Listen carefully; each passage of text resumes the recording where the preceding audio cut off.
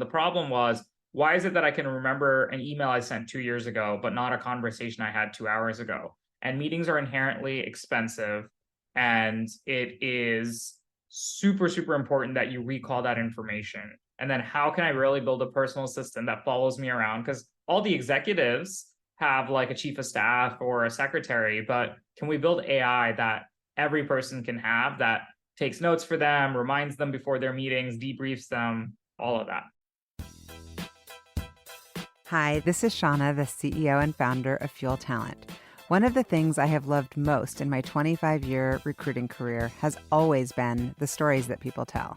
Stories of leadership, career choices, company ideas, and team building. My inspiration for starting the What Fuels You podcast came from being curious about people's lives and wanting to help share their stories. What path brought them to this place? What decisions did they make that led to failures and successes? Who influenced those decisions, and what lessons were learned along the way? I hope you enjoy the What Fuels You podcast. Today's guest on the What Fuels You podcast is Krish Ramineni. Krish is the co-founder and CEO of Fireflies.ai, an AI meeting assistant that transcribes, summarizes, and analyzes meetings. Named on the Forbes 30 Under 30 list, Krish graduated from UPenn. He was one of the youngest product managers at Microsoft, leading projects in customer voice and growth.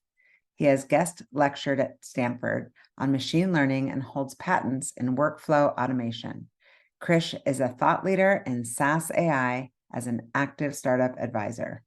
Welcome, Krish. Good to see you. Thank you for joining. Really appreciate it. Thanks, Shauna. I'm excited to be here. Awesome. Okay, I'm hitting you with some rapid fire out of the gate. Do you have a favorite video or board game? Board game, I probably Settlers of Catan. I've done it. I've played that.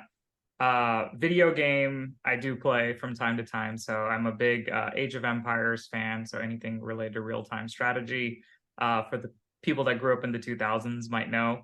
And then with the younger generation, so some of my younger cousins and friends, I play Fortnite. Oh, nice. And what's the best movie you've seen, or the one that you would like absolutely watch again? That's a tough one. I've seen a bunch of really good movies. I actually try to like watch movies that are not related to work, as surprising as it sounds. So I'm a huge fan of action movies, Bourne series, the trilogy, or I guess it's more than three now. What was interesting was I saw Mission Impossible recently, and there was just so many similarities to like ChatGPT, because it's Tom Cruise versus AI that takes over the world. And I was like, this is too similar to work. So yeah, you're like, I got to take a break. Yeah, but it was a really fun movie to watch. And are there 3 words that you would use to describe your management style? Front and center, I guess if you can count that as one word. Passionate and intense. Nice. I want to get more into that. Tennis or cricket? Oh, I would prefer to watch and play, I guess, cricket. Yeah, I like that more. Yeah. And is there a CEO that you want to meet, or that you most admire, that you like think of when you're like, what would this person do? I would definitely say that the Atlassian founders are someone that I really look up to in terms of how they built their company, how they bootstrapped it. Zapier's CEO as well, Wade Foster, like I think another phenomenal person in terms of how he's built his company. Again, Jason Lemkin can't be ignored, because he's basically the father of SaaS, as people call him. And he's just put out so much incredible work and helped the community. So I think all of these folks are probably very instrumental in the way that I've designed and architected the organism that is Fireflies. Yeah. And is there a quote that you live by, or something that really resonates for you that you hear or see? Yeah, I think something that's more relevant than now is balance isn't something that you find, you have to create it. Yeah. Well, good luck with that. You're like a startup guy. I mean, not really that startup-y, because 2015, that's you've been around for a while, or 2016. When did you start the company? So we started working on various projects around 2016 after I left Microsoft. It was really 2018, 2019 that we started working on the technology that is Fireflies today, the voice tech and all of that. We launched in 2020. So I Yeah. almost think of 2020 as our like inception launch to customers. And then 2016 to 2020 was this walking through the desert, figuring out what you need to do without a map and realizing you're already too deep in and you can't leave. So it was probably one of the most intense, painful self-discovery years of our lives, bootstrapping, consulting, thinking about, wow, I left a nice, comfy job. Am I really doing the right thing? Self-doubt. But those were probably the most transformative years that shaped me. Oh, I'm sure. And so tell me about like early childhood. Where are you from? And tell me about your family and kind of I inspirations when you were little. I grew up in the Bay Area. Since I was 5, I was living in the Bay. I moved from India when I was a kid, but pretty much all my childhood is in Silicon Valley, near San Jose, a place called Pleasanton. It's about 30 minutes away. It's in the East Bay. Went to school there from elementary all the way through high. Then I went to the East Coast. I went to UPenn for undergrad. And then I was in Seattle at Microsoft, and then Boston, spent a little bit of time with my co-founder. We moved the company to San Francisco. So that's basically been like the last like 2 decades in like a quick summary. But Yeah. growing up, always surrounded by technology companies, family that was in tech, relatives that were in startups. So it was just very commonplace for me to just do that. And I myself told myself I would not do that. I want to do something different for my dad. And I went to What school. did your dad do? I read that you were going to be studying medicine and go in the medical field and you kind of pivoted. But what did your dad do? Of Yeah. Well, my mom really wanted me to be a doctor because she course. was going to go to med school, but then she got married and life just happened as we describe it inside our house. So she always wanted her kids to be doctors. So I didn't end up being a doctor. My brother's a software engineer. And so now her thing is like, yeah, I'm going to just have a daughter-in-law who's a doctor at this point in time. And she's like, yeah, keep wishing, but That's those so things are funny. not planned. My Yeah. dad's in the software industry. He works at Oracle. So he's doing tech, software engineering related stuff, database, infrastructure, all this intense stuff that like is really, really stressful. And he's been there for like, I think the last 20 plus years at Oracle. Yeah. And how come when you say that you didn't kind of draw inspiration from the tech world, like what was it about it that you were not into? I think it was because everyone was doing it and I wanted to do something different. And so I kind of went through this phase where I started undergrad as pre-med. I was doing research on neuroscience at Stanford, and then I was doing a lot of this cognitive science work. I was shadowing like doctors. And so my entire world starting in high school was different. It was oriented towards the biological sciences. And Hmm. even when I decided I didn't want to be a doctor after like the first semester of school, I thought I would want to go into something like hardware or like manufacturing, like things that you can touch and feel, versus shipping code and bytes over the internet. But I Yeah. think one thing that really pulled me back into it is software is one of the fastest ways to have a dramatic impact on the world in terms of the amount of people you can reach. So 2 kids in a garage building something that can be used by millions of people in such a short period of time. That was really exciting to me because if you balance your life around creating impact, I just felt like the best delivery mechanism was software. And Oh, for so as I sure. started working on projects, hackathons, things with friends, I slowly got into it. That's how I taught myself how to code. That's how I learned to enjoy the bits and pieces of building tech. Got Hmm. really into user experience and design, and yeah, it was the reverse way. It wasn't something that I had planned for at the start. Yeah. And how'd you choose Penn? Well, when I decided I wasn't gonna be a doctor, so I spent my first I guess semester or first year at At, Rice, at which is Rice, yeah. phenomenal for folks that want to get into med school or go to med school there. Like there's just, I have so many friends that are now doctors in residency that took like my first bio class with.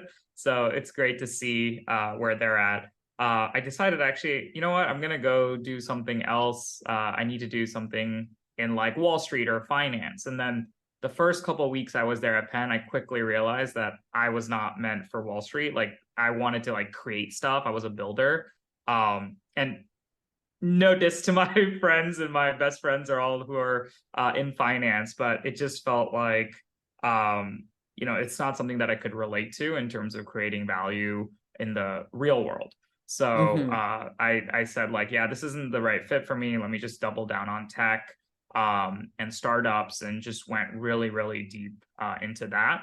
I think having some of the finance bend really helps in terms of operating a business and how you think about business, but For it sure. And wasn't something that I wanted to do full time. even when you went to go raise money, which we can get into, a lot of times when I'm talking to entrepreneurs like that, there's kind of like, drinking from the fire hose, learning about that whole process. And if you kind of understand a little bit, it puts you in a better position, I would imagine. If you've worked and had taken some finance and business courses, versus just been like full blown engineering.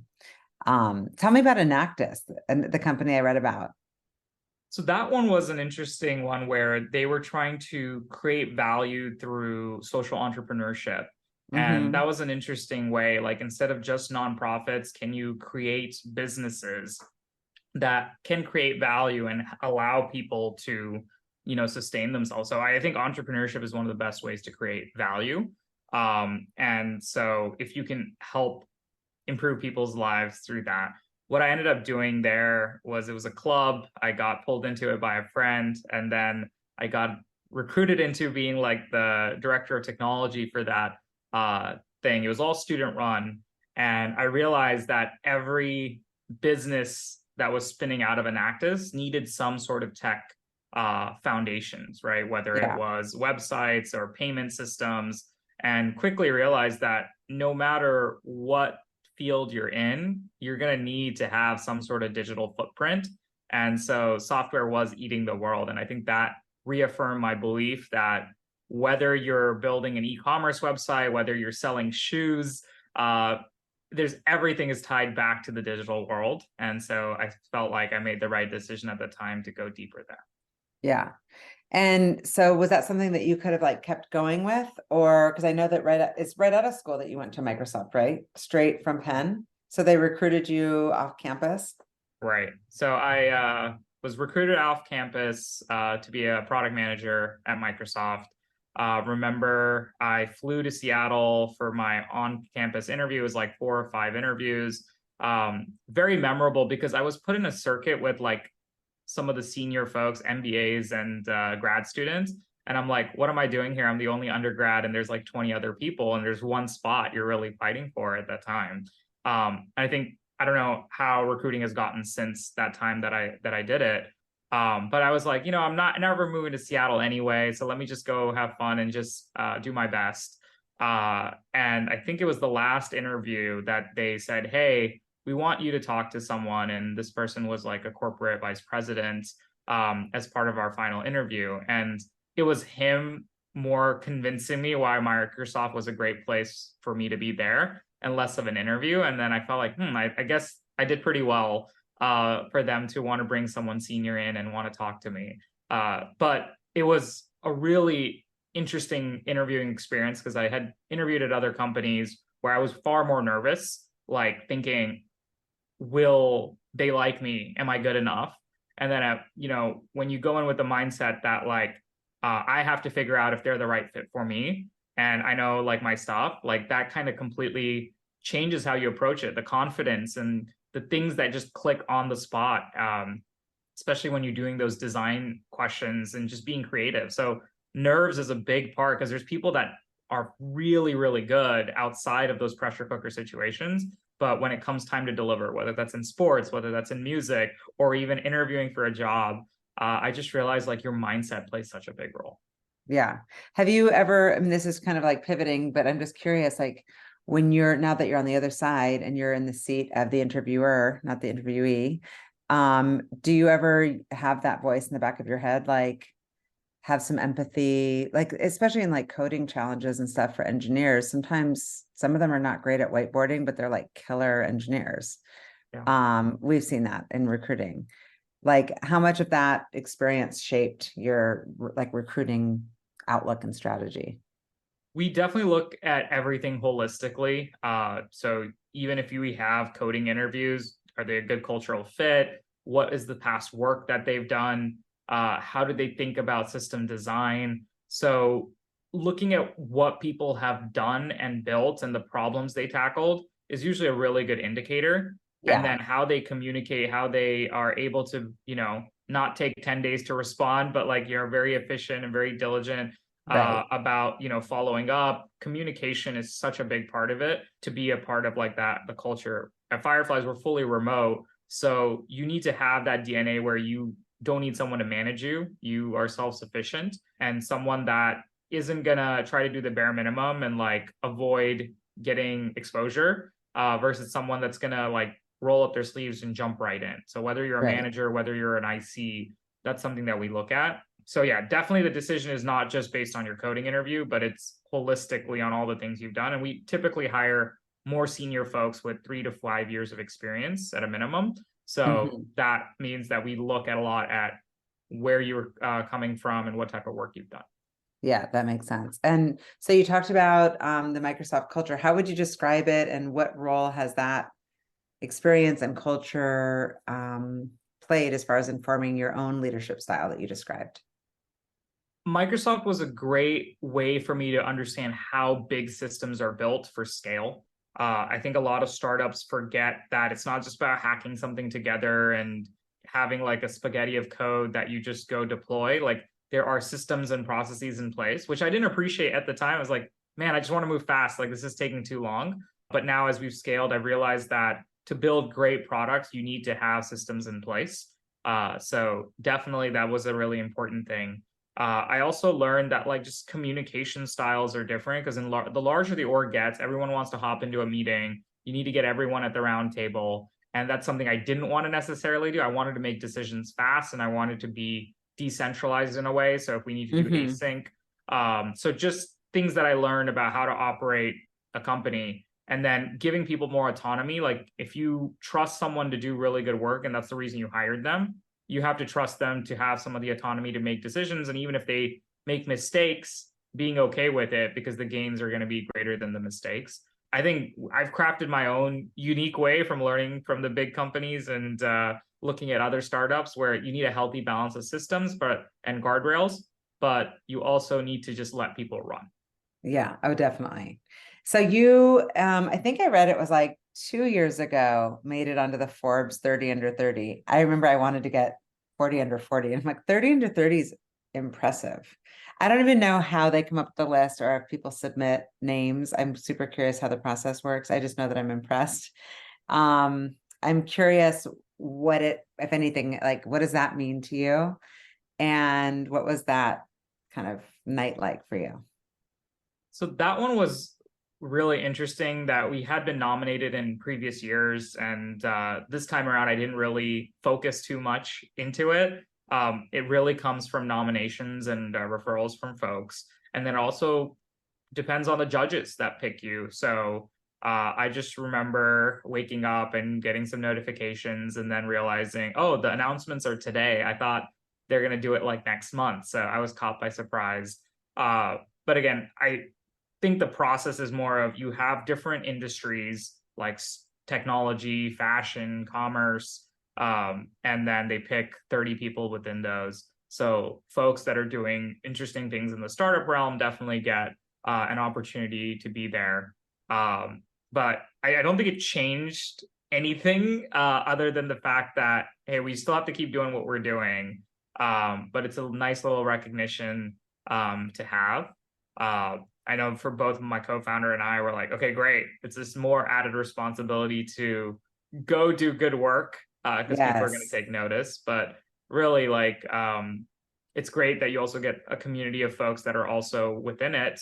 So it's like a little badge, right, of honor. But at the end of the day, there's 100%. been many people that have made the list that are not doing any company or doing anything big right now, right? So it's just in that moment in time, it felt nice. But Yeah. the next day, But it's in that way just of like, don't read your own press kind of thing. Like, yes, yeah. it's great, but it's not a guarantee that like, yeah. But still, congratulations. Tell me a little bit more about the company, about Fireflies.ai. Is it like what is the business and how is it different than the original idea? So Fireflies today is an AI meeting assistant that joins your meetings across Zoom, Google Meet, Microsoft Teams, all the major video conferencing platforms. It's a note taker. It analyzes your meetings, summarizes your conversations, and helps you have perfect memory over your past calls.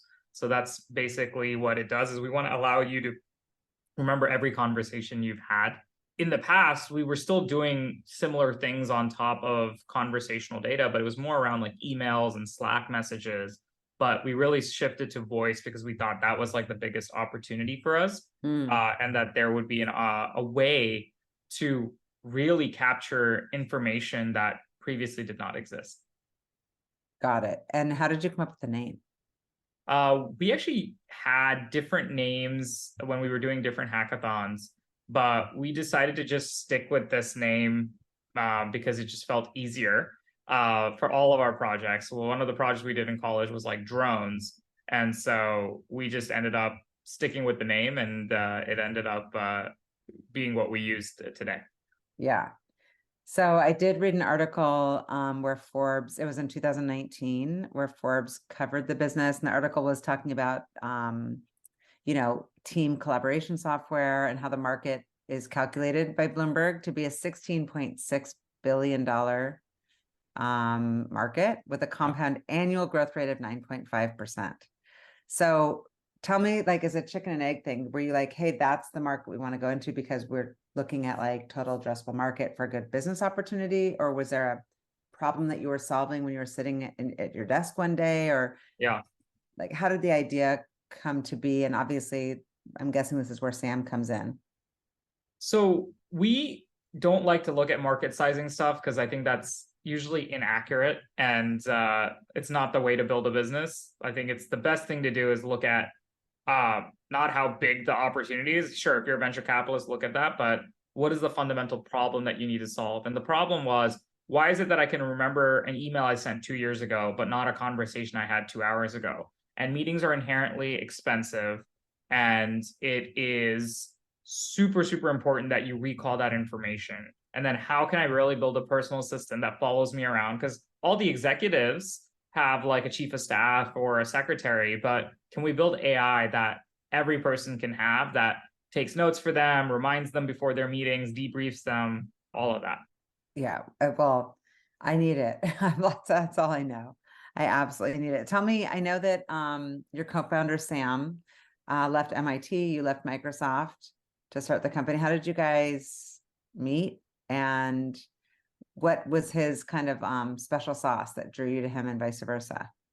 So Sam and I knew each other from college, although remotely. We hadn't met in person until after college. So we used to work on different hackathons after classes and problem sets, and just submit to a lot of different competitions, and always just trying things, right? So I think the hacker DNA of like wanting to just go build things was really what brought us together. And then also Mm-hmm. just persistence, right? Like you don't get upset because something didn't work. Instead, you are motivated to try something different the next time around, right? And I Yeah. believe that's something that applies to startups. It also applies to relationships and people, friendships, all of that. So, like, don't be sad about like the result because we've submitted to many competitions where we didn't place or we didn't win at all, right? Yeah. But it was just like each time you learn, and then eventually your time will come. Absolutely. And has there been, I'm sure along the way, times that have like tested the partnership or where you've had like directionally different ideas? How have you navigated those situations and conversations? And would you be open to sharing some of that, just like learnings for other co-founders? So I think around the 2018 time where we had tried a few products, didn't really stick, didn't know what we were doing. We both had turned down like jobs. I had turned down like grad school before I had started Fireflies. And then Sam had this thing where he was in the Harvard 2+2 program, which he got selected for, where you work for 2 years after college and then you go to Harvard for business school.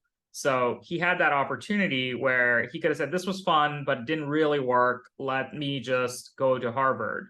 And I remember him calling me that night when he had to make that decision for Harvard and let them know. He's like, I really enjoy working on Fireflies. I think this would be more fun than business school. And so I'm going to say no to Harvard. And in my mind, I'm like, are you sure? Are you serious? Because the path is still very unclear. So I give full credit to Sam because I don't think 99.9% of people in that situation would have done that. They would have taken the comfortable, easy way out. And so I really, really have so much respect for him at that moment in time. It made us want to work even harder and figure out what it is that we needed to do. And those are some of those small things that how many people can say they're fortunate to have like a co-founder like that. So I deeply appreciate him for making that decision, and we haven't looked back since. That's amazing. And tell me about the funding of the business. You've raised 19 million. Tell me about that process. Who was the first person to believe in you and like write you a check? So when we first started, there was this program called Rough Draft Ventures at our college, which funded startups that were coming out. And so we decided to go and like pitch to them when we left. I remember our initial starting point was we won a hackathon and we earned like $1,600. And that was really the inception of Fireflies. It was built on $1,600 really. And we moved to San Francisco. My co-founder has this whole post. He was living off Soylent and Domino's Pizza, crashing couches. And it was just an incredible journey to even move to the Bay. And I think that was something like, I was like, we got to move to the Bay to start the company. I don't want to be on the East Coast. And so he finally decided, okay, I'll move to the Bay. Now he's based in New York. I'm not in San Francisco anymore. I mean, I'm back and forth from time to time, but I'm based in Seattle. But at that point in time, we just felt like it was important to be in the Bay. Yeah. And we pitched to Rough Draft. They wrote a really small check at that time. And that helped us get going, run all these experiments. And it was around 2018 time that we started talking to some angels who put in small checks, again, relative to like some of these $1 million rounds people are raising. It was like 10K, 20K sort of checks at that time. And we started building out like the voice assistant, made some significant traction around there. And then it was in 2019 that we went out and said, okay, I believe in the technology and I feel like it's the right time to go raise a seed round. And then we went and raised a seed. It was a 4.5 million seed around that time.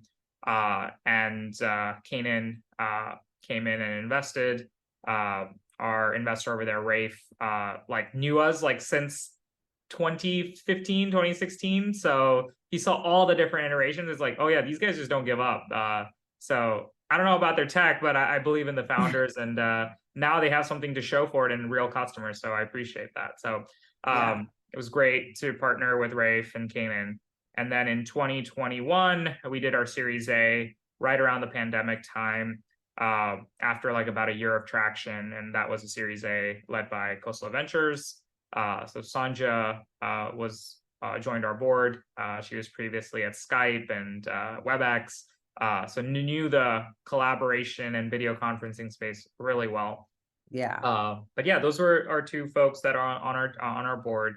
And yeah, we've been building the business in a way so that venture capital isn't something we're going to have to constantly depend on like other companies. Because I always say, right, people say if the markets are great, we don't know, right, if it's good or not, but it's free money, take it.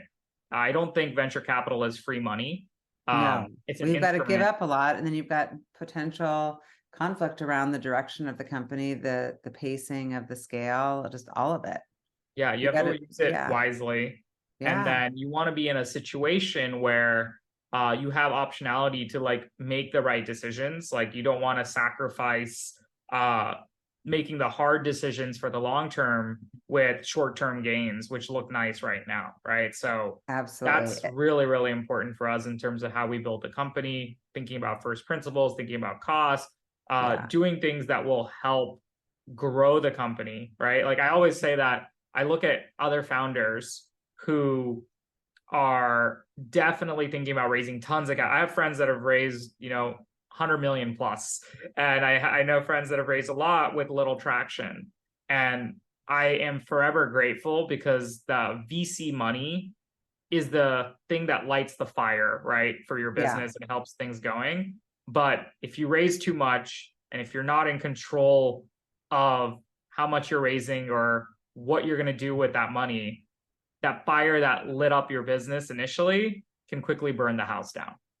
100% right. Yeah. So is there a person, or there a handful of people, I'm guessing obviously your board, but that can be, it's so crucial that it's the right people. Like, who do you turn to for advice and like mentorship? I actually try to read as much as possible and get different opinions. I think there is no one person that knows everything. Yeah. You have to trade off different opinions because someone will have 6 different opinions on sales. There'll be 6 different people that have 6 different opinions on sales. And the way you want to build a company, you may want to find some folks that have done it that way. So like when we first started, for example, they said, why are you building this into a horizontal product everyone can use? Only go make this available for enterprises and charge a lot of money. Have a salesperson, don't have a free plan. So it just depends on who you get the advice from. And then you see like other people who have done it successfully where they've done it the way you want to build the company. And then you ask yourself, why not? And then people will give you advice saying, well, that's an exception. That's a one-off. Right. Don't assume that's the norm. And in my mind, I challenge that, right? Like if they were able to do it and they thought first principles and the business mechanics are very similar, why can't that be replicated? So it is a choice, right? Whether you want to burn a ton of capital, whether you want to raise prices, whether you want to make it restrictive, or if you want to open up the product so that everyone can use it and have ways to make money by making it really, really affordable. I think it's a choice. And also depends on how you build your business. Maybe you need to optimize your engineering so that it doesn't cost as much to support a user. So everything is a choice. And those exceptions are because those people took intentional decisions to build a company that way. And I don't believe in following a cookie cutter path that like, hey, you have to do this, or you have to burn money on marketing, or you have to do this, or you have to go get like a big press announcement. So there's a time and place for everything, but like that's been like the biggest thing for me is like advice is a double-edged sword. So listen to everyone, but ultimately you got to make your own decision. Right. I agree with that. And who was your very first customer, the very first kind of money that got wired in? Yeah, this one's hard to remember because we had a self-service product where we just put up like the paywall and they would go and put their credit card numbers in and they would subscribe to the product. So we started getting like 1-2 subscriptions like in a week, and we're like super excited about that. I'm sure. But yeah, for us, it was a place where we wanted to be in a place. If a person was purchasing the product, they shouldn't know us, right? It's not like a family friend or a colleague that's purchasing it. And they're a complete stranger that discovered Firefly, started using it, and found value in it. Like to me, success is in not getting who you know to use it, but like to be able to just have strangers. Again, the first 20, 30 customers that started was within our network, people we knew. But I think the point when we got a lot of conviction was when strangers started subscribing and paying for the product. Like that's like the best feeling, is like when you know that people you don't know are using it. And then like if some folks like it enough to go on Twitter or LinkedIn and say, hey, I'm using Fireflies, it's an awesome tool. Well, you've got incredible reviews. I did do a deep dive as a potential consumer and obviously to prep for the podcast. So you're on a mission to automate work from meetings. Are there real examples of like the technology in use that customers have shared, like ways it's impacted, or maybe just individuals, of how it's impacted their business, their lives? one thing that we see is a lot of customer-facing teams, salespeople, they hate having to fill out their CRM. And their manager keeps hounding them to enter all the data into the CRM. With Fireflies, after the meeting, it'll automatically go log the call activity and notes into Salesforce or into HubSpot, and it frees up their time from doing data entry. So not only is it capturing the meeting, allowing you to search back through the meeting, but it's filling out your CRM and helping you stay productive. For recruiters, it helps them, especially when they're passing a candidate to the next person in the interview circuit, give a recap so that the new interviewer doesn't ask the same boring questions to the candidate. We've seen that so many times. So there's just so many practical places where, you know, someone's not able to attend the meeting, so they send their Fireflies note taker to attend and they catch up on it later. The amount of meeting reduction people can have with Fireflies, so that just because for like one person that didn't show up, they don't have to like do that meeting again next week. And go on repeat. Onboarding folks. So like when a new hire comes in, I'll just give them like 3 or 4 Fireflies meeting recaps and tell them, hey, this is why we do XYZ in engineering. So this all hands has a lot of things for you to like get up to speed on. So I don't have to repeat myself. And they can have context on how decisions were made, you know, 3 months before they join. So it's really around that collaboration and staying organized, right? Like these are just practical things. So that's why I believe Fireflies isn't just meant for an enterprise executive. It's meant for every person that has meetings. And it makes a huge difference because you're right, like the handoff is smoother, and it makes my next call more efficient because I have stuff to reference that I may or may not have added to the CRM or the ATS. And so how does it integrate exactly? Like if I'm using it and I hang up and pretend you're telling me you need an engineer and I'm taking down all the details and I want to Slack the team, do I just send them the link of our conversation? So the way Fireflies joins your meetings is it connects to your calendar, and then you can determine if you wanted to join all your meetings or only meetings you own or specific meetings. And then at the start of the meeting, it would join as a participant to that meeting. So it's the note taker would attend as a participant. You can choose to kick it out if you want. And after the meeting, you'll get a meeting recap over email, and then you can go view it in the dashboard. And it can also get shared with other folks if you want to share that meeting recap link. And then in that link, you'll have the transcript, you'll have the audio. So you can click on any part of the transcript and listen to it, read it, see the video capture if you're on the business tier. You also get an AI summary, and you can search through it as well, like for topics and pricing and questions. And really within like a few clicks, you can go through a 1-hour meeting in 5 minutes. Yeah, it sounds incredibly efficient. And obviously in every industry, efficiency is like where it's at, especially in recruiting. And I get so many emails these days, like the AI space, you know, has become so crowded and it's like the subject of the hour. Tell me about your competition. How do you stay focused and like what makes you different? For us, we think about pricing affordably, making sure that the core stuff like the transcription, the search, the usability is really, really good and top notch. And so we've seen lots of companies that have only built Fireflies like technology just for enterprises, just for sales departments, and they'll charge about 10 to 15x more. And it's very restrictive, where you'll have to pay like a $5,000 platform fee. You have to buy a minimum number of seats, and you're paying like $150 per user per month. And then when they say like, wow, Fireflies has literally all those same capabilities, I can get started for as little as $10 a month or $20 a month. And then I can add my teammates gradually over time if I find value. And I don't need to talk to a salesperson or have to be sold to. I can do my research, try it out on a free trial if I like it, and then I get upgraded. So I think reducing friction at every point of the process is really important for us. And to me, like that's something that I think deeply about in terms of differentiating, because in the world that we live in today, the digital world, you know, human touch should be a choice. It should not be forced upon you. And people have already done 60% of the research before they come to you. So you can't really hide things about your product, right? So self-service is really the pride of our business, transparent pricing, all these things that will just allow you to not have to talk to us if you don't need to. So these are the ways we try to think about it. And then just going after a very large market, because there's a lot of people that need this and a lot of teams that have deep workflows that they need to solve with Fireflies.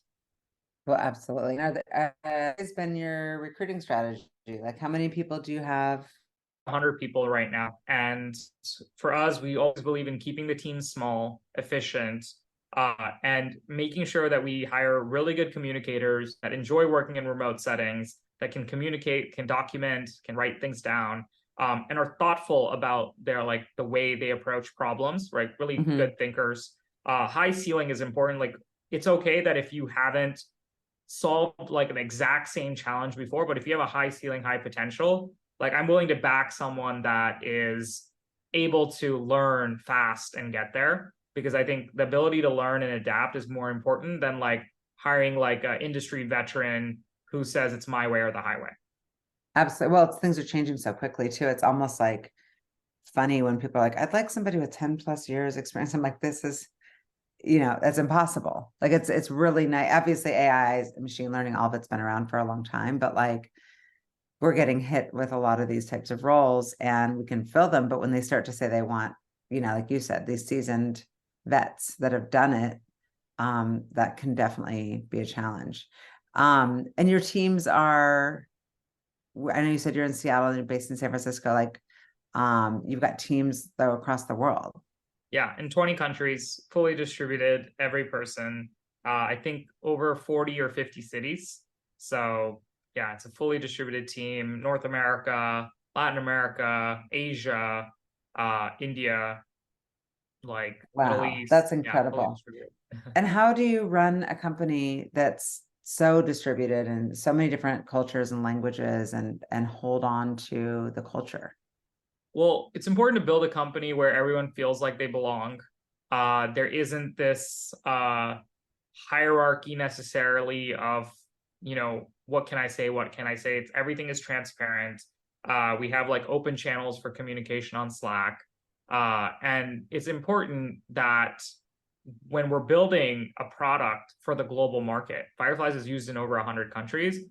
I think diversity is a strength when you have people in those regions that understand their customers and stuff, and they put those inputs into the products that they're building. And it's amazing to have different cultures, different backgrounds, people coming from all walks of life, being able to interact and Yeah, work towards a common mission. So diversity in that regard can be a strength, especially when you're building for a diverse set of folks.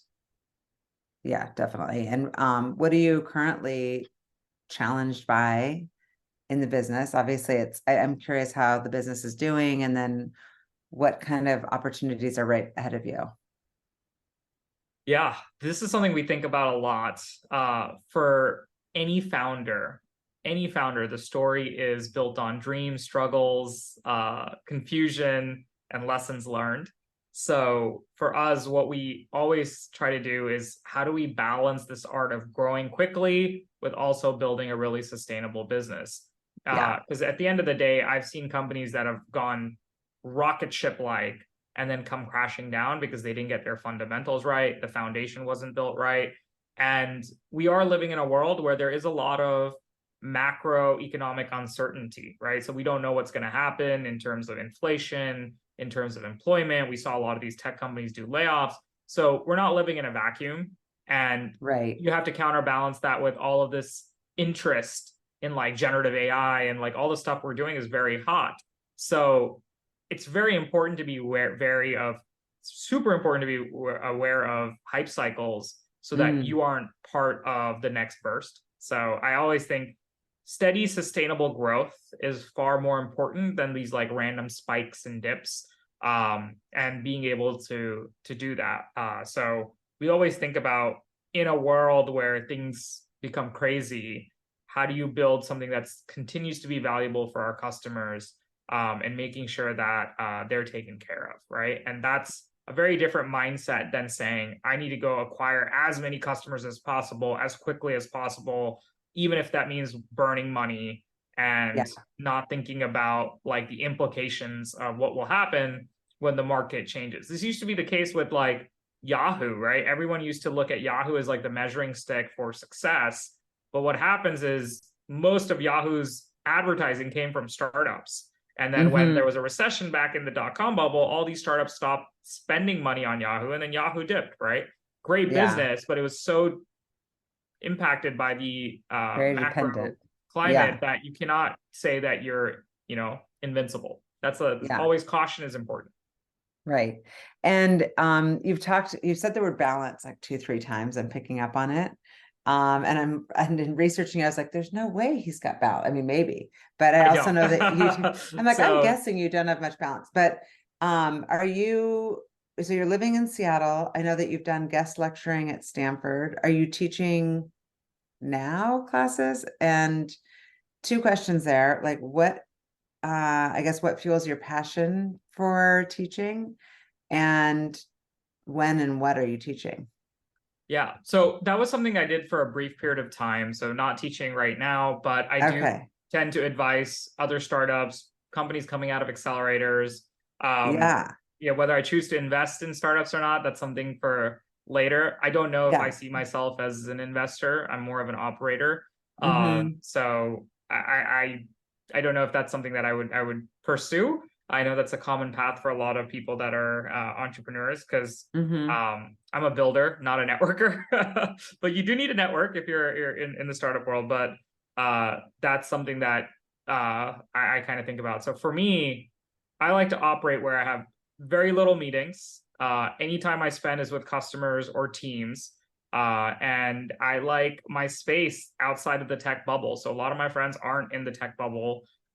They are doing other jobs. They're lawyers, they're doctors, they're in other industries. Mm-hmm. And I also like to learn from the real world because sometimes the world gets super distorted when all you see is other tech bros and tech founders that are just, chatting about all of these like things, and you sometimes become out of touch with society. So I try to spend as little time as possible in the Silicon Valley SF circles. I mean, I'm in touch with everyone, but I don't like to marinate in those circles because I think it gets you into herd thinking mindset, I and then understand that. everyone's copying each other and trying to do the same thing and trying to impress the same people, and I'm not into that. Yeah. Interesting. And so you're not balanced. How Oh do yeah. you, It's how something do I you, strive to be, but I think yeah, what are if you you doing are a to founder, the most try? important thing to realize is that if you are obsessed about what you do in the early years, you're not going to find balance. And whether you look at athletes or other folks that wanted to be really incredible at something, there was no balance at that Yeah, you have period of to time. work really It's not hard. Yeah. sustainable. So I'm aware of that. But I do Yeah. realize that anyone that's doing entrepreneurship, balance is hard to come by, and you need to find people, partners, other folks that are okay with the fact that you are going to be a little obsessed with the thing that you're doing. Yeah. And what do you like to do to relax? And what do you like to do for fun? So I love to spend time with family, with friends, do a lot of sports, play, like just outdoors, get some fresh air. Like that's super important to me. Nature is really refreshing. So like if I'm able to go out, be living near like parks rather than concrete jungles, like Mm-hmm. outdoor natures, I think that's super helpful for me. Been attending a lot of friends' weddings this past year, so that's been fun reconnecting and touching base with so many folks from college and high school. Mm-hmm. Uh, yeah, I think it's just basically trying to be with people that you grew up with, and before Yeah. all of this like the tech stuff. Crazy. So I think that's a Yeah. nice little Keeps you grounded. yeah. Yeah. And so my ultimate question for you is what fuels you?